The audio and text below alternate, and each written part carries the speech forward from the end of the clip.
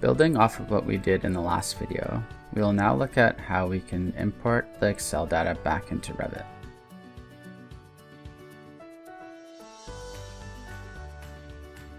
It's much faster to manipulate data in Excel and then bring it back into Revit if we use Dynamo.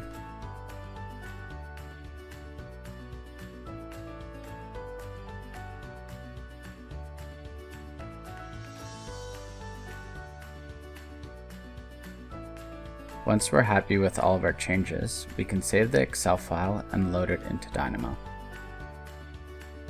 Dynamo will sort the information depending on how we specify. We can then start to put that information back into Revit.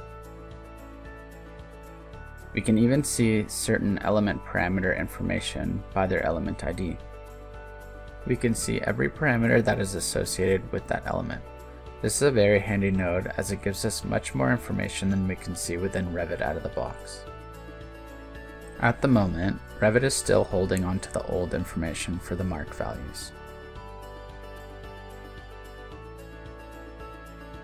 Once we run the script, it'll change the mark values according to what we specified in Excel.